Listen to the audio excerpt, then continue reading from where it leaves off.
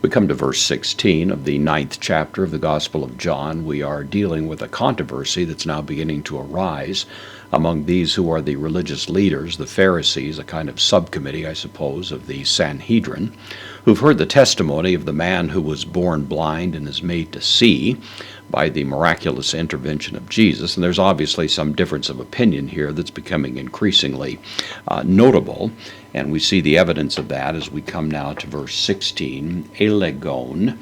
This is the third person plural, imperfect active indicative. So they were saying, un, postpositive, therefore, ek, preposition takes the genitive, ek, tone, genitive, masculine, plural, article, of the, then Pharisaion. So they were saying, therefore, of the Pharisees, and then tenes here is the indefinite pronoun. It can mean someone or something, some people, some is the idea here. So some of the Pharisees, therefore, were saying. This really functions as the subject of the verb that we have there. And then what are they saying? What's their allegation? Uk estin. Uk, the negation, estin, third person singular, present active indicative of a me, I am. So it is not hutos, this man, or this, in this case, para. This can take several meanings. With the genitive, it usually means from. So para theou, the genitive of theos, God.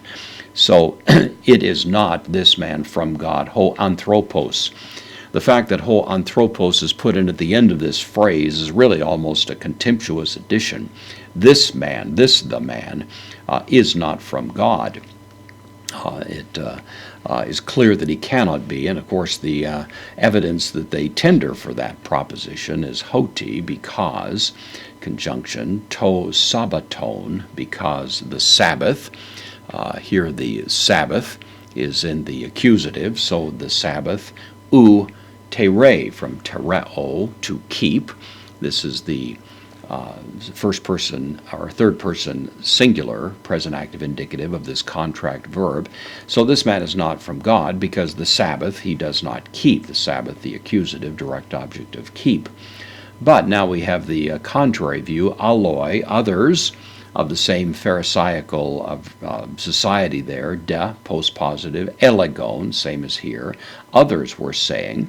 And then we have this interrogative adverb, indeclinable, how, dunatai, from dunamai, I am able, third person singular, present active indicative, how able, anthropos, a man, how able a man, hamartolos, sinner. How able, literally a sinner man, is the idea. Toiauta, this is a Greek pronoun. It's a demonstrative adjectival pronoun. Here it's the neuter plural accusative. We'd render it something like such signs. It goes along with semea, which means signs. So how a man who is a sinner or a sinner man, such signs, poiein.